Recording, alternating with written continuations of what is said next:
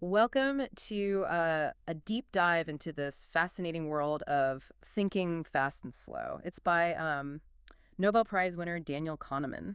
And this book, it isn't just some, dry academic text. It's really, it's a roadmap. It's a roadmap to understanding all those kind of quirky ways our minds work, those sometimes, head-scratching decisions that we all make. It really is. So, to set the stage here, we're going to dive into Thinking Fast and Slow by Daniel Kahneman, and we're going to try to equip you with a little bit of a better understanding of how your own mind makes decisions. I think one of the things that's so remarkable about Kahneman's work is it really does resonate with everyone because he so masterfully peels back the layers of our thinking processes. You read it, you just hit with all these aha moments where you think, oh, that's why I do that. So, to kick things off, let's unpack Kahneman's core concept. These two systems of thinking, right? He calls them System 1 and System 2. Yeah, so imagine this. You're driving along and suddenly a child runs out into the street. Now your foot slams on the brake before you even have time to consciously think, oh no, a child. That right there, that's System 1. It's that fast, intuitive system that's primarily driven by emotion and instinct. It's there to keep us alive. So that's like our autopilot then. It's kind of always running in the background. Exactly. It's constantly making these lightning-fast judgments based on past experiences, deeply ingrained patterns that we've developed over time. But now, let's say you're trying to parallel park in a really tight spot. Oh, yeah, I know that one. Right. This time, you're very consciously calculating angles, checking your mirrors. You might even be muttering under your breath, right? Definitely. And that's System 2 kicking in. So that's more deliberate. It's slower, it's more deliberate, it requires mental effort, and it's definitely not something we can, have running all the time. System 2, it seems like it would be more like the more rational one, but if it's so effortful to use, then I can definitely see how it might not always, get a turn at the wheel, so to speak. Yeah, and that's really the crux of it. Kahneman's arguing that, while System 1, it's incredibly efficient. It's also really prone to these, systematic errors, especially when we're relying on it for more complex decisions. And System 2, that's like that friend we all have who's like great at solving problems, but like takes a little while to warm up and you can't call on them for everything. Right, exactly.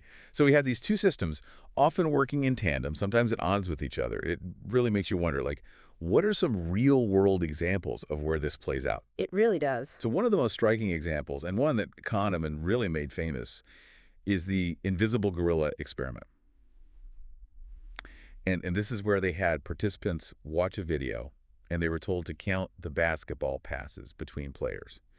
And these participants, they got so engrossed in this task that they completely missed a person in a gorilla suit, just strolling through the middle of the scene. They missed a gorilla. I heard about this experiment, but it just seems so unbelievable. Like, how could anyone miss something that's so obvious? And that's the thing, right? It so perfectly illustrates the limits of our attention, and that when System 2 is preoccupied, even something as absurd as gorilla can become essentially invisible to us. Right. And this also ties into the concept of cognitive ease, which our brains really crave. We just naturally equate fluency and familiarity with truth. So that means, like, if something feels easy to process, we're more likely to believe it's true, even if it's not. Precisely. Think about advertising. Have you ever noticed how just, simply repeating a product's name over and over again can actually make it seem more appealing or trustworthy? That's cognitive ease at work. Wow. I can already see how understanding these concepts could be like a real game changer in everyday life, just in the way that we process information.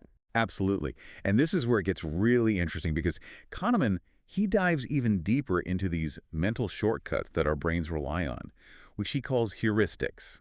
Okay, heuristics. So what are those? And I mean, why do we even need them if they can potentially lead us astray? Right. Well, think of heuristics as these mental rules of thumb.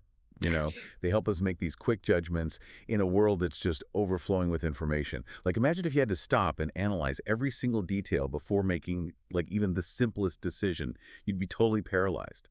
But here's the catch. These mental shortcuts, as efficient as they can also lead to predictable errors in our thinking, which are those biases that we've all heard about. All right, so spill the tea. Give us some examples of these biases in action. I'm ready for more of those aha moments. Okay, so let's talk about biases. You've probably experienced the halo effect, right? You just might not realize The it. halo effect. Okay. Yeah, picture this. You're at a conference, and there's this speaker.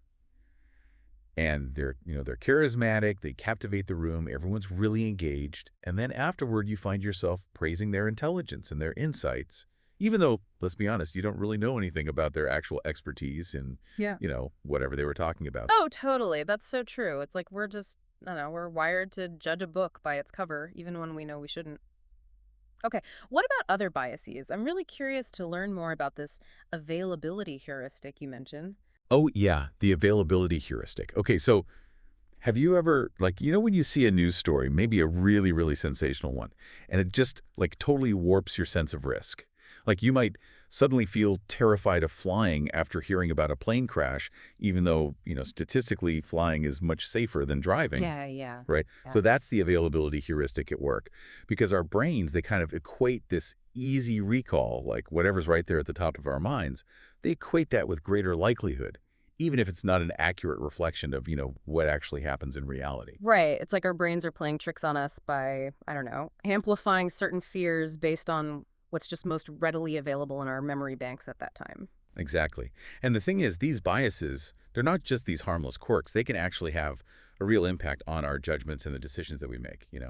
Sometimes with, like, really significant consequences. So then how are we supposed to like learn to, I don't know, spot these mental traps and avoid falling into them, especially when we're dealing with like these really complex situations where there's a lot at stake? Well, that's a great question. And Kahneman, he offers some, I think, really brilliant insights into how we can become more aware of these biases and ultimately start to make more um, conscious, deliberate choices. Yeah. Yeah. One of the key concepts he introduces the idea of framing. And that is like how information is presented to us, how it's framed. It can completely influence our perception and ultimately our decisions. Okay. I mean, that makes sense. But can you give me an example of framing like in action? Yeah.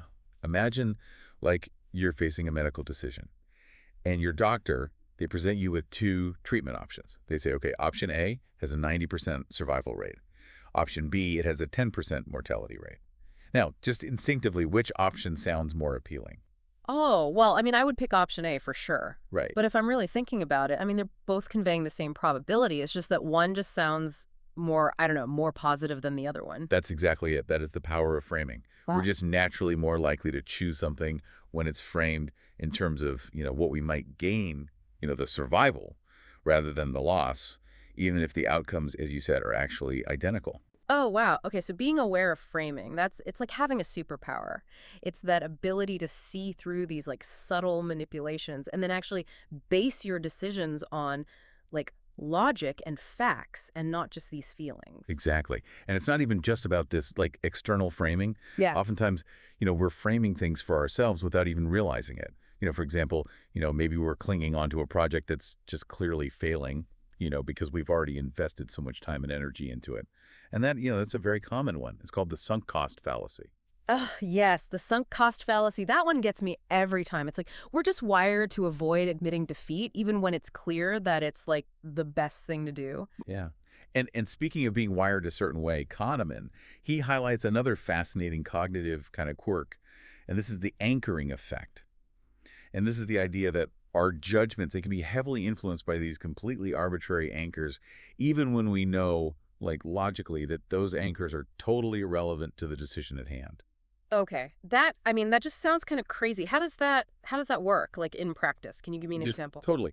Okay, let's say I ask you to estimate Gandhi's age when he died.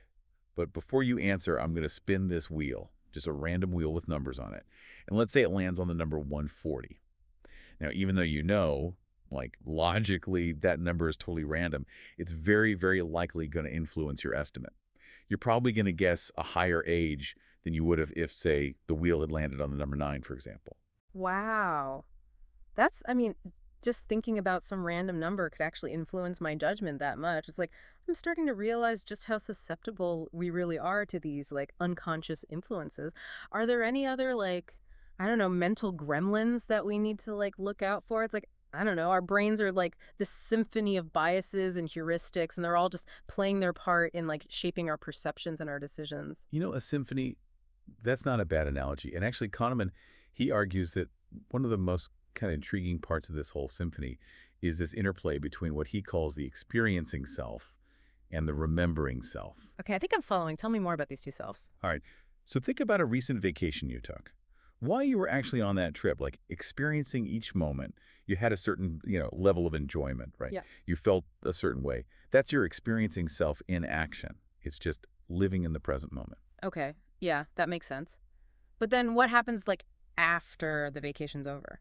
Ah, well, that's when the remembering self takes over. Mm. And this is the part of us that crafts the narrative of the trip. It's the one that focuses on, the highlights, maybe the funny mishaps that happened, the breathtaking views you saw, and I think most importantly, how it all ended. So, are you saying that my memory of a vacation, like the story I tell myself about it, it might not actually line up with how I actually felt during the experience itself? That is exactly what Kahneman's research suggests. Yeah. That we very often judge these past experiences based on almost like a snapshot. We're just Hmm. taking a snapshot of the peak moments, how they ended, even if, the majority of the experience was, maybe not so great. Wow. So it's almost like our brain prioritizes the grand finale over like the entire performance? Yeah, yeah, that's a good way to put it. Yeah. And, this has some really significant implications for how we make decisions about the future too.